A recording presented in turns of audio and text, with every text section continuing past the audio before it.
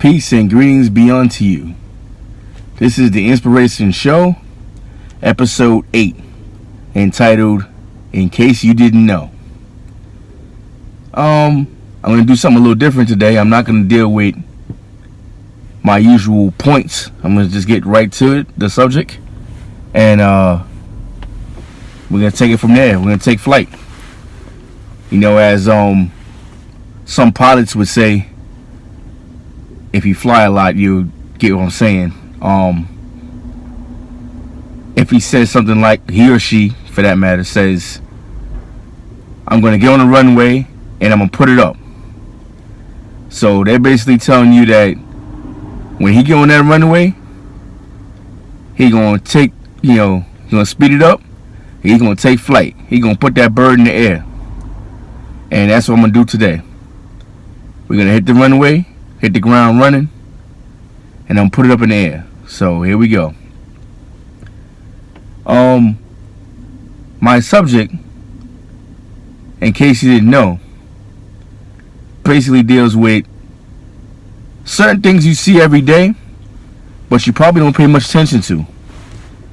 Even myself have been a victim of it. I haven't been paying much attention to certain things that I see every day until I either come in direct contact with it or somehow something just happens and make me think about it.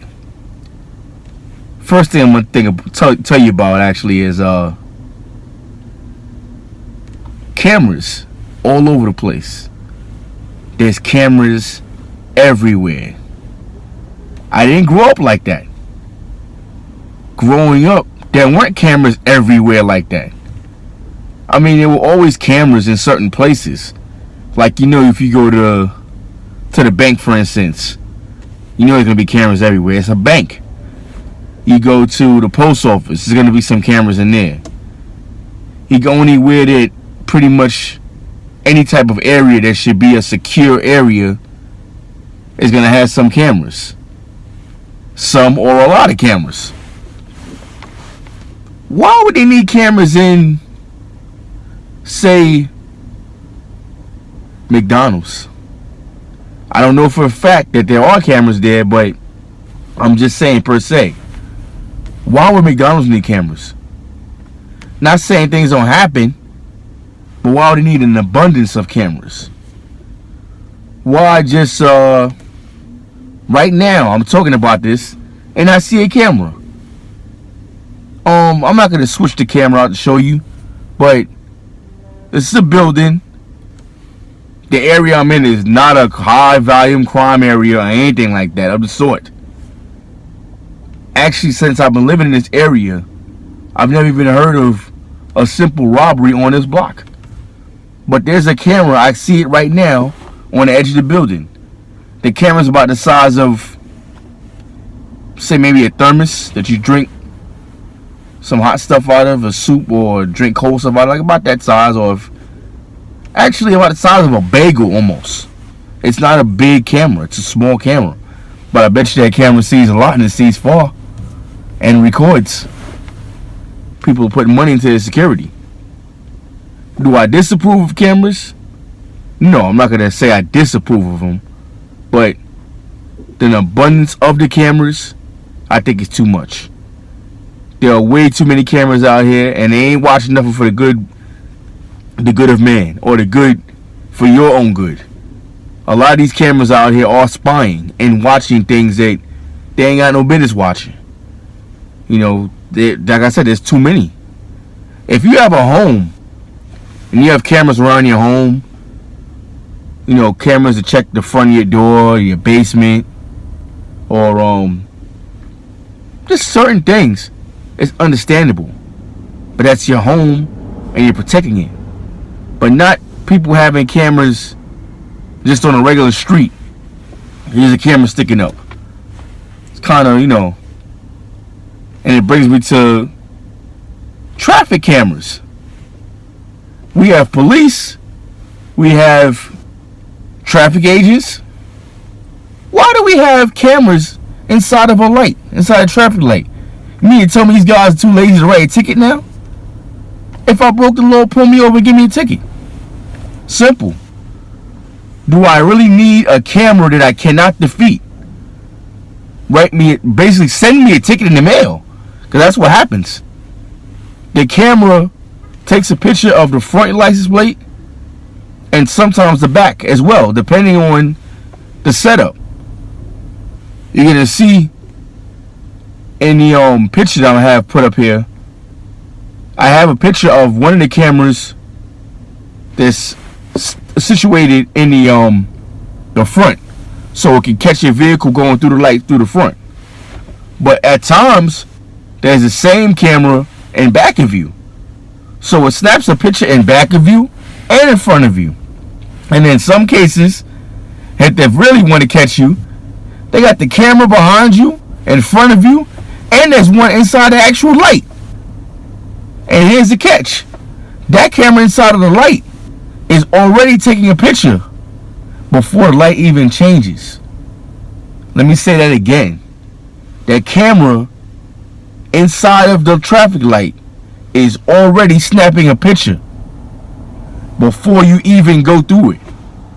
So, you yellow light guys,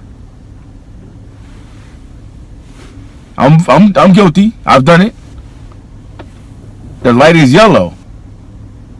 Hopefully everybody knows their colors here, because sometimes yellow means yield. I'm not even gonna go that way. I'm not gonna go that route. Red, yellow, green, yellow, red, however scenario. Basically, you know that light being yellow, you can still get through it. So when the light is yellow, that camera's already shooting. So it's almost like somebody telling you 3, 2, 1, go. And on 2, he's already pulling the trigger. What chance do you have? You don't have one. So now you go through the light, and by the time the light actually turns red, they've already snapped your picture anyway. So it's almost their word against yours. When it gets down to that, you're going to lose, because they're going to say, we have footage, we have proof that you went through the light. Now, you went through the light, you can't dispute that, but the only thing you can say is that when I went through the light, it was yellow. Okay, the judge is going to say, well, prove it. How can you prove it? You don't have your camera in your hand while you're trying to speed through that yellow light? No. And if you did, then you're wrong anyway, because you ain't supposed to be having no camera or no phone in your hand while you're driving. So, excuse me. So, you can't win there either. So you're stuck. Here's another ticket that's even worse than those things I just told you. I don't know if there's a way for them to set the actual speed between how lights change, as far as changing from red, yellow, green, or whatever. But I've noticed, I'm pretty sure, like I said, things that you didn't pay attention to. Some lights change quicker than others. Some lights seem to be synchronized, where you may get three blocks in a row, 3 traffic lights in a row. They all seem to be green or red, whatever the case. Or some seem to take forever. Like this particular block I'm on right now, the light down the end of this block, it seems like it's almost 10 to 15 minutes long. I could be wrong, but it's a very long light.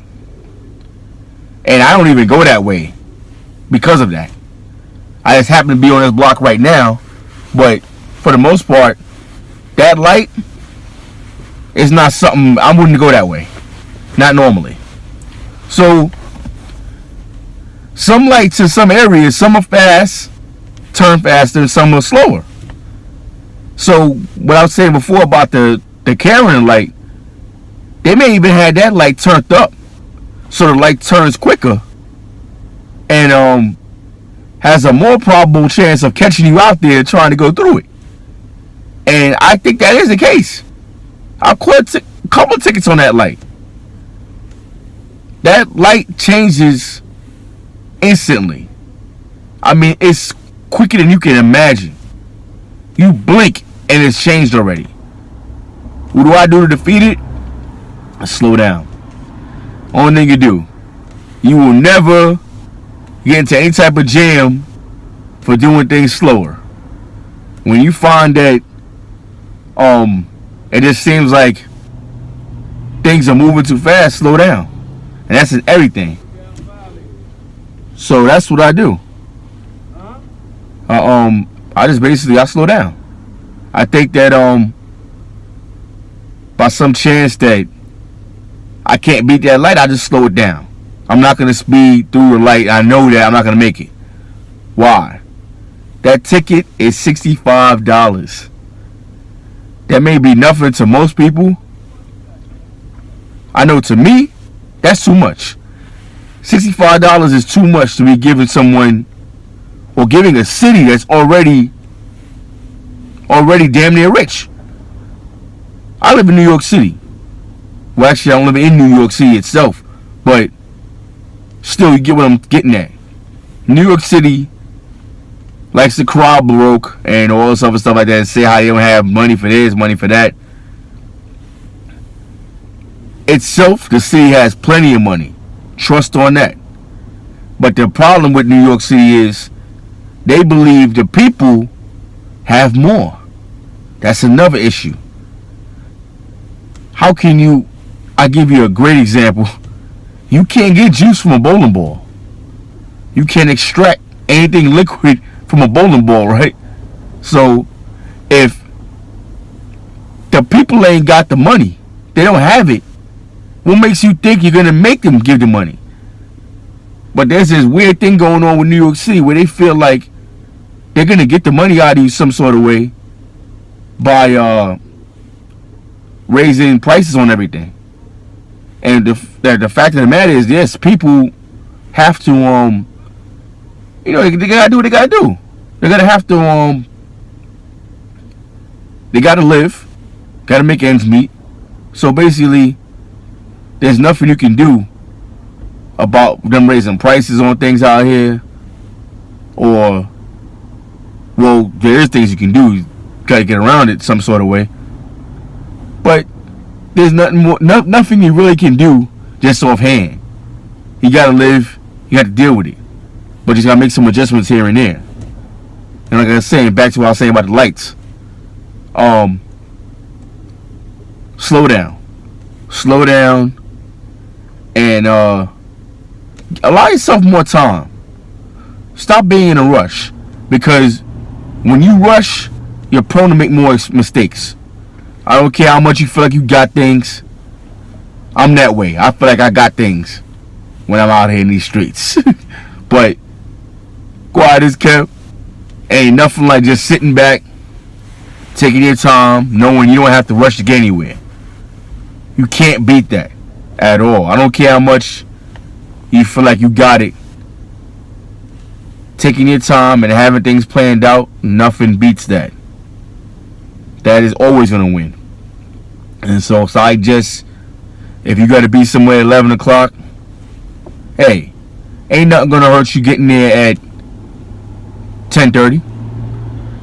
Look at that. You got a whole half an hour to just, lean back and enjoy yourself and just, walk in there ready for the day.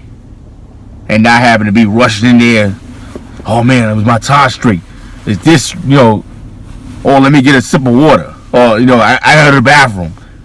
No, take care of all that stuff before you have to start your day. Don't walk up in there with that. Come on. Do you know how many businesses I've been to that supposed to open a certain time, and the time it's supposed to open up, that person's walking in there at the time it's supposed to open up? Excuse me. That's unacceptable. I mean, I'd probably be a prick as a CEO, but an understandable prick. Because business is business. Say, ain't no way around that. But like I said, the lights. Talked about the lights. Here's something else. Gas stations. I've noticed in certain neighborhoods, gas is real high or it's real low.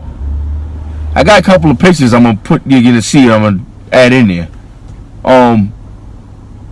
I went to 2 different cities, counties, whatever you want to. Actually, no, I'm wrong. Same county, just 2 different towns. Now, mind you, one of these towns are not much more financially ahead than the other. They make about the same money. But one area, the gas was like almost 40 cents more. Was it? Let me see. Actually, wrong. Yeah, just about almost 40 cents more than the other place. And the 2 gas stations, not one was better than the other. It's 2 quality gas stations, but one was not more, more quality than the other one. And it's like, why is that? The only thing I say as far as gas stations that I can understand is if, say you go to a gas station that's by highways. Avoid those gas stations next to highways like the plague. Only use a gas station near a highway if you on, your gas light is on and you just ain't got no other choice. But do not go to a gas station anywhere near a highway. Those guys excuse me. Those guys are they're straight, they're thieves. They will rob you. They're robbing you with no gun. And reason being is because it's a supply and demand sort of thing. Also, more so, they know that they're close to the highway. You have no other means or no other gas station to get to but that gas station. Unless you're from that area, then you know better. But I recommend get the cheapest or the most price efficient. Find the most price efficient or cheapest gas station that you can find that is still a quality gas station. Now, I've heard before from some people saying that it don't matter what gas station you go to. But I don't know how true that one is. I'm going to tell you, I don't believe regular gas and super is a big difference. You may agree or disagree with me, but I believe it's the same crap. All they're doing is getting more money out of you. That's what I think. I've had foreign cars, I've had American cars.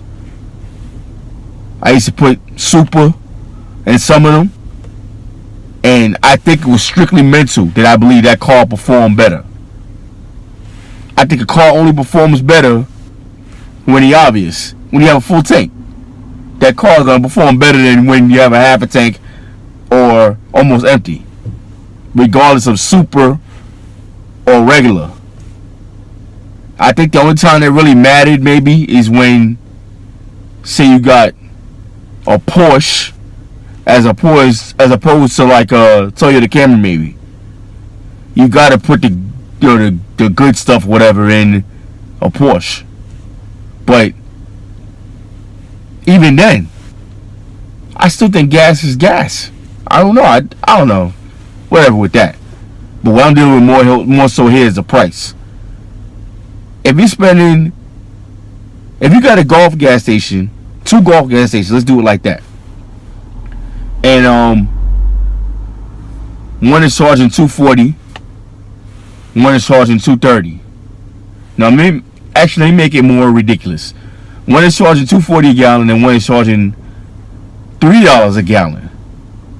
Which one are you gonna choose? Of course, you're gonna choose the one that says $2.40, but what if the one that says $2.40 is in actuality 4 or 5 miles away from where you're at? Your gas is on E. Yeah, you're gonna go to the one that costs more, unless you know your vehicle that well, which is something else quickly I want to hit on. You need to know how many miles per gallon your car gets. It sounds like that's obvious and simple. A lot of people out here don't pay attention like that. You drive your car until the light come on. Don't act like it ain't you. A lot of folk out there do that.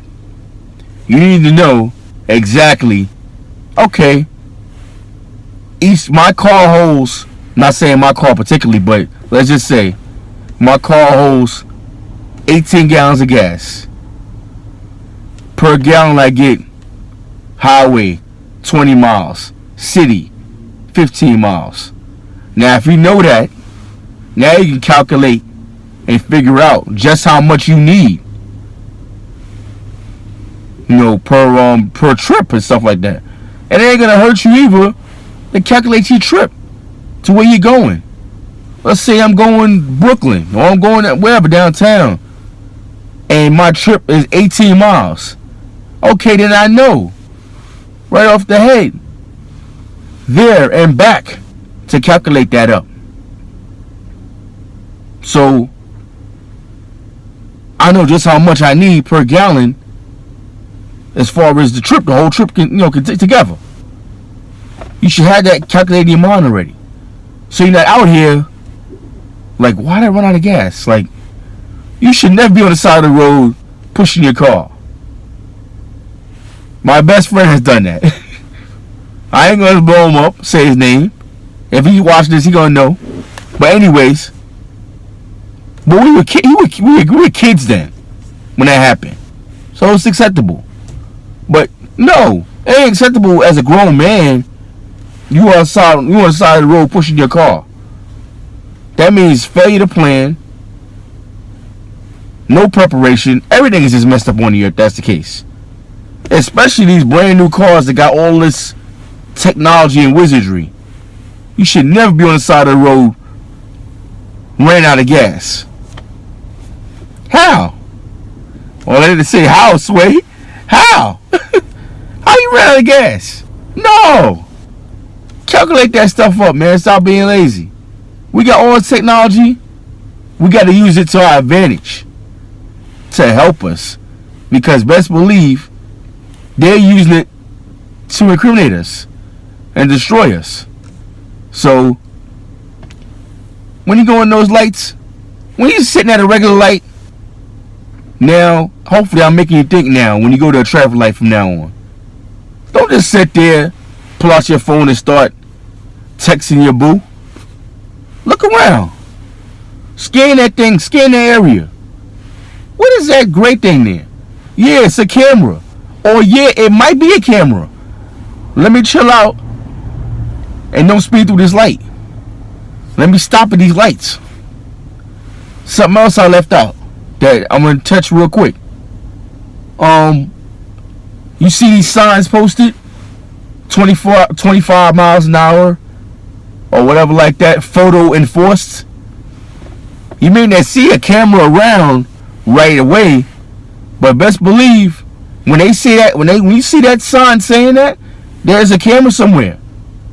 There is a camera somewhere around. Slow down.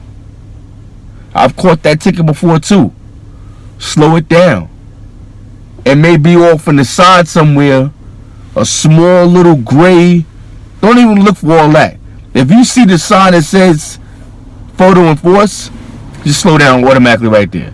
Don't try to test it and say, photo enforced, we ain't no cop out here. It might not be a cop out there because they're not the ones doing that. Allegedly, they have other things to do. So, don't look to see a cop out there with a camera trying to catch you speeding. He ain't got to. There's a camera out there that your taxes paid for, and not only does your taxes pay for it, they're going to utilize that to get more money out of you. So, slow that down. 25 miles an hour, follow that. Take heed to that.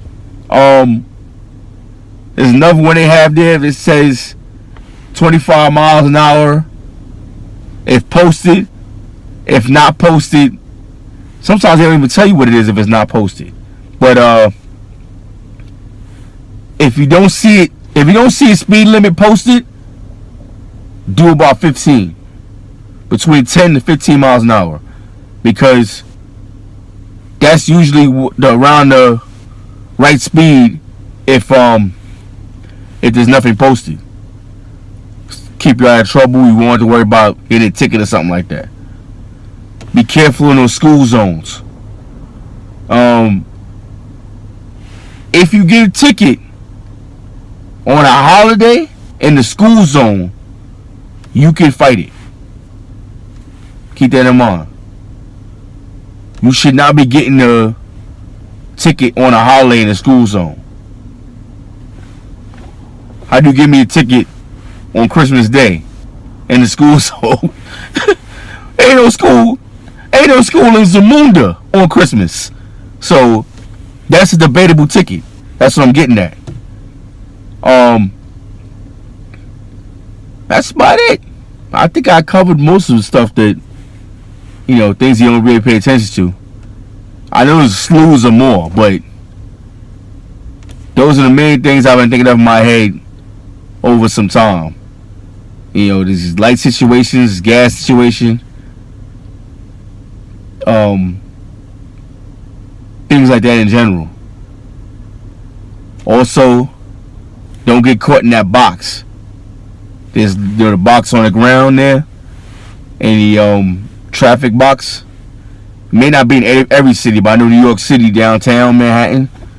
If you get caught in that box, it's points. It's a fine. And they give you a ticket or something too. It's like, forget about it. You don't even want that smoke. Just try to stay, away from that stuff. If you gotta drive like Miss Bessie or Miss Daisy or whatever, then you do that. You don't want that smoke. I don't care how much money you make per year, if you're rich or poor. Nobody wants to pay $100-something ticket and get points on their license, I'm sure. So with that said, I hope I enlightened you and gave you a plethora of information, so you can go out here and be more prepared. Till next time, peace.